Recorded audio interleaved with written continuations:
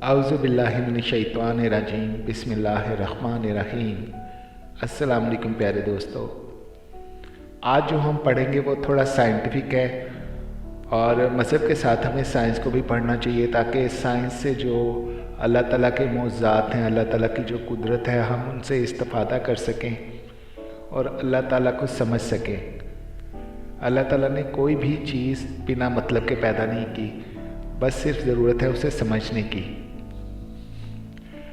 آج کل جو مسلمان سائنٹسٹ ہیں وہ بہت پیچھے رہ گئے ہیں بنسبت دوسروں کے، کیونکہ آج کل کے لوگوں کا زیادہ رجحان سائنس کی طرف نہیں ہے۔ مینیسوٹا میں سائنسدانوں نے ایک نئی قسم کا فیول سیل بنایا ہے جو مٹی سے لامحدود مقدار میں بجلی حاصل کر سکتا ہے۔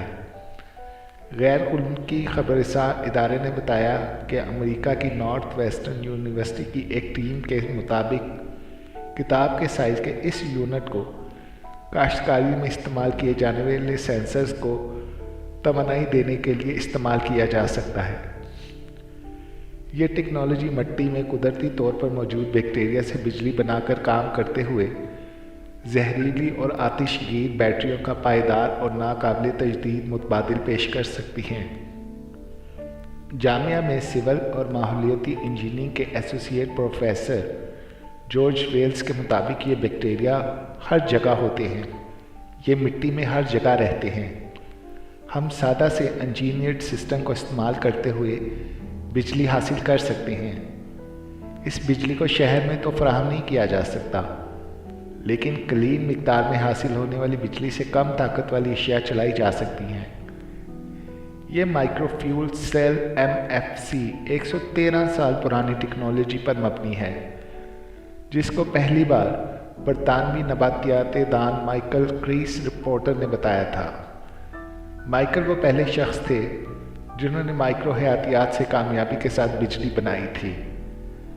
سائنسدانوں نے تازہ ترین فیول سیل کو خشک اور مرطوب کیفیات میں مٹی میں نمی کو پیمائش کرنے والے اور چھونے کی نشاندہی کرنے والے سینسر کو توانائی فراہم کر کے آزمایا۔ فیول سیل نے اس سے مشابہ ٹیکنالوجی کی نسبت 120% بہتر نتائج فراہم کیے۔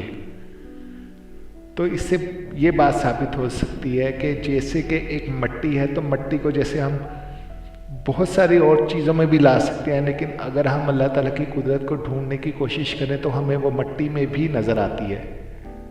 اور اتنی بڑی ایک یہ دریافت ہے جو آنے والے دنوں میں، آنے والے مستقبل میں بہت سارے کسانوں کی مدد کرے گی۔ اور وہ جو بیٹریز جو ایکسپائر ہو جاتی ہیں، ماحولیات کو نقصان دیتی ہیں، وہ سب چیزوں سے لوگوں کی جان چھوٹ جائے گی، جو ٹیکنالوجی بہت ہی مہنگی ہے۔